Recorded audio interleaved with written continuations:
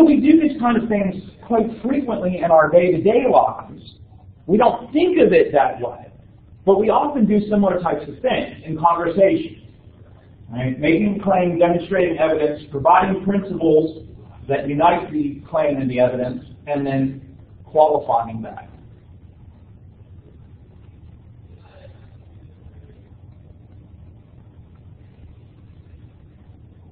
So in thinking about creating your argument, there are a couple of things to keep in mind. Let's start with talking about what to do when it comes to a claim. There are certain things to keep in mind when it comes to a claim. First of all, a claim must be substantive. There must be something to it. Right? A claim of, Jesus is a good person.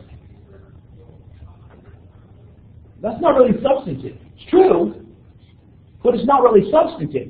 That doesn't really say anything. It doesn't really even say anything new, right? I mean, it's kind of accepted by even non-Christians that Jesus was a good person. Right? So you have to have something of substance to say. You say, well, okay, this is my first, second, third year, maybe fourth year in biblical studies.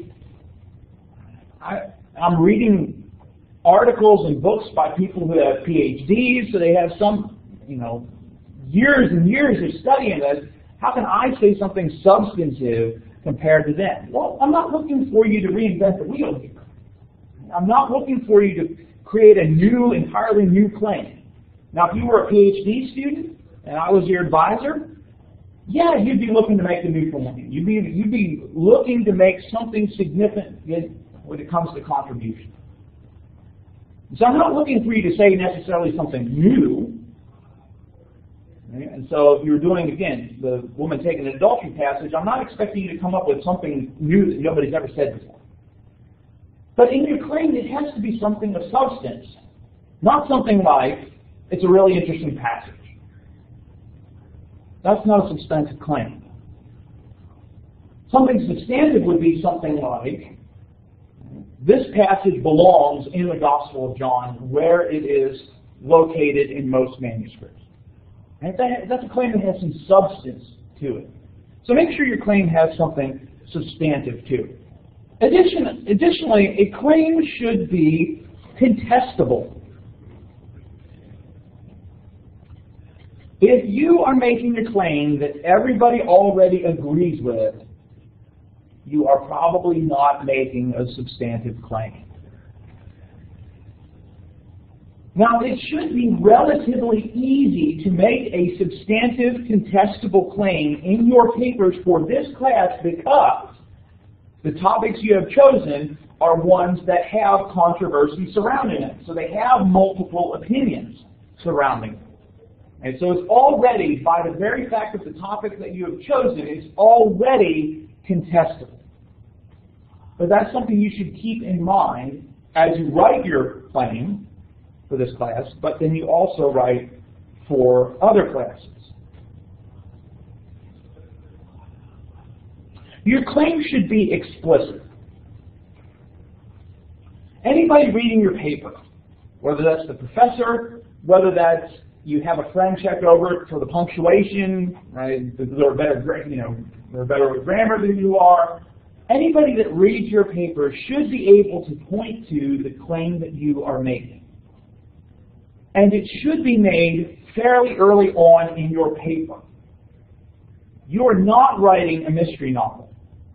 I should not wait to the end to find out who did it. I didn't make that up. I heard somebody use that one time. I'm like, that's really good. Up front, your claim should be explicit. Right? You're not trying to hide it from your readers. You're not trying to keep them guessing. Right? So up front, explicitly state what your claim is. The claim is what you want your readers to believe. Your claim should be plausible. If you would like to argue that the reason that the woman taken in adultery shows up in John 8 is because aliens came down and inserted it into manuscripts. Wow, you either better have a whole lot of really interesting evidence, or you have a totally implausible claim. All right. So your claim should be something plausible. It should be something believable. And of course, it's believable because of the evidence that you're using to support it. But also, it's important that your claim be something significant.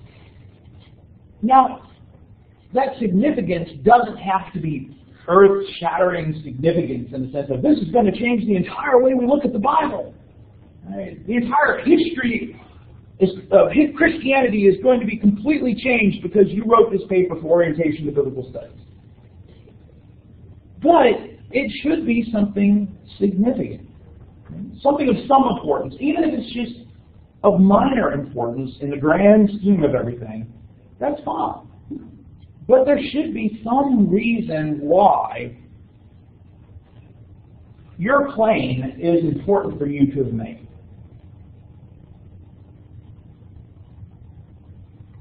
Questions about these issues related to the claim, creating the claim.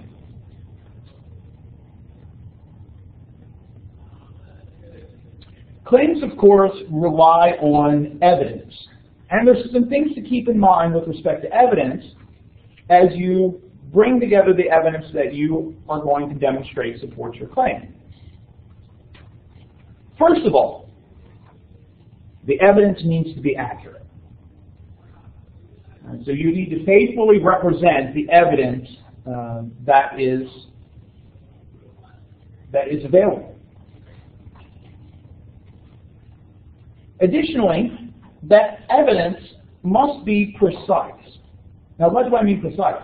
It must relate to your claim. And it must be something identifiable versus something that is very general, undescript, very kind of broad, amorphous type of evidence. It should be quite clear what your evidence is. And that evidence should be related to the claim you're making. The evidence that you are using to support your claim needs to be sufficient. Now, what does that mean? It means that you have to have enough evidence to support your claim. For example, if you were going to argue, right, you're doing an exegetical passage, or an exegetical paper, where you are taking a particular passage, you're going to talk about the original meaning of this, and you're really interested in a particular Greek phrase that is used in this passage. And you found this rather obscure usage of this phrase, and so you're going to try and make the case that this is what this means in this passage. Because you found one lexicon, or you found a minister who made this claim, or something like that. That's not sufficient enough evidence. So the evidence has to be sufficient enough to demonstrate the truthfulness of your claim. So, for example, if you would look at the woman taken in adultery, and you decide it belongs in that passage, or in that place in the Gospel of John, because you found one manuscript that had it in there, that is not sufficient evidence. When there are a multitude of manuscripts of the Gospel of John. Right? So sufficient would be, right, here are the 50 manuscripts of the Gospel of John that have it in there, and the 10 manuscripts that don't. Right? So now we're talking more about sufficient evidence versus one little particular piece. Evidence must be representative, meaning that it has to represent your claim, but it also, the evidence you use, you're not going to be able to quote everything. But the evidence you use in your paper should be representative of the entirety of the evidence that exists.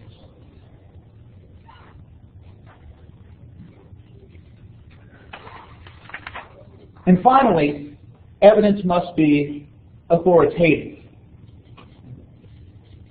This actually means something. Right? This actually is relevant to your topic. Right? It's not just kind of a tangential. It's kind of related here. Now, well, if it's just kind of related, then it's probably not good evidence for your claim.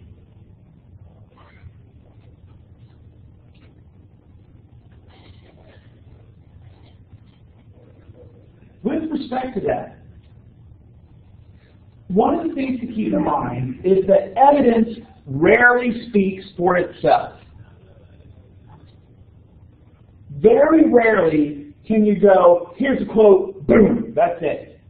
Mic drop on that. Very rarely can you do that with evidence. Instead, you have to speak for the evidence, meaning you have to tell your reader why this is evidence, why it demonstrates your claim, what it's evidence of. So don't just quote something and leave it hanging. Here's an interesting quote. No. Why does that quote relate to what you're talking about? Why should this quote be important? So don't assume that your readers are thinking like you and, the professor will get what I'm talking about. No. Explicitly come out and say, right, this is evidence of my claim because. Okay? You need the reasons to show why it's sound. Don't just pile up data. Right? Here's a quote, here's a quote, here's a quote. Here's some interesting evidence, here's some interesting evidence, here's some interesting evidence. Ultimately, what needs to predominate in your paper is your voice. Not the voice of the people that you're looking at, your voice. Telling your reader what your evidence is, why it's important, what this demonstrates, and how it supports your claim.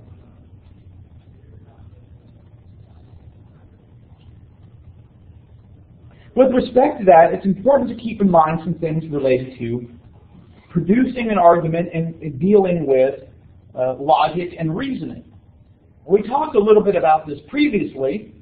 Right? The difference between inductive types of arguments, or inductive reasoning, where you examine representative cases and develop a general principle out of that. Right? So, thinking of research, scientific type of study, you observe that everyone that takes a certain pill develops a skin rash. And so after controlling for the same factors, they all use the same soap, do they all have a food allergy, right? There are other things that could explain the rash, and so if you control for that, then you can come to the conclusion that the pill and the rash are correlated, perhaps even the pill causes the rash. Right? And so you're looking at the individual cases, and then you're reasoning to a general principle. This pill causes this rash. Right? The danger, of course, with inductive reasoning is that you make mistakes in not looking at enough evidence. You don't recognize other evidence might be explanatory of things. The other type, of course, is the deductive reasoning. It's a classic all men are mortal. Socrates is a man. Socrates is mortal. Here again, if you do deductive reasoning in your paper, or in the presentation of your argument, watch out for false premises. So for example, if you start off with the principle that everything that flies can run, fish can fly, therefore fish can run. Well, you start off with false premise, right? Not everything that flies can run. There are other approaches to false reasoning, or not approaches to false reasoning, other errors in reasoning that can happen, where you don't really address the issue, but instead engage in very poor reasoning. So watch out for these types of things. First is the ad hominem. Ad hominem reasoning involves attacking the person and not the issue. And so you go after the scholar who wrote it. Well, you know that scholar is such and such religion, and so if you're attacking the person as opposed to their claims, their evidence, their issue, right, you're engaging in an ad hominem attack, and it's not really demonstrating what you think it does. Another type of false reasoning is the non sequitur, where the evidence doesn't justify the conclusion. Latin for not following. All right, so your conclusion does not follow from the evidence. There's the circular reasoning, where you advance a point that is true, or you advance a point as true that's actually debatable.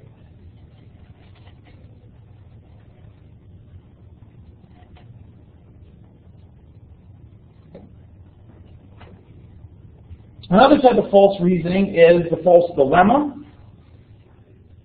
where essentially you present the case as an either-or option when there's actually multiple options. Right? Well, it's either this or that. No, it could be this. It could be this. Right? And so the false dilemma is it's only these two options.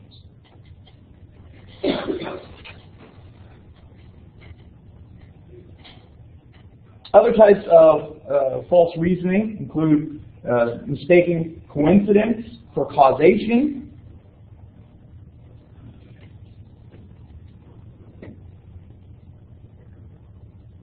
the straw figure reasoning, which is misrepresenting a person's argument, usually by over-exaggerating the consequences. Oh, if we believe that, well, the world will come to an end. What you're doing is you're setting up a straw figure. The hasty generalization refers to making claims before all the evidence has been gathered, or only a little bit of evidence has been gathered. The false analogy is comparing two things that aren't really comparable. I mean, there's other things as well that wouldn't necessarily fall into reasoning. Using emotion to manipulate people rather than honestly trying to persuade them through emotion. Propaganda, right? Using an authority, bandwagon, stereotypes. Is it me, or have we all seen all of these in this election cycle? Now that I think about it, I'm like, there's been a lot of this kind of stuff going on in our election cycle. So that's all examples of what not to do when you're trying to create an argument. Let's look at a couple of examples of these false types of reasoning.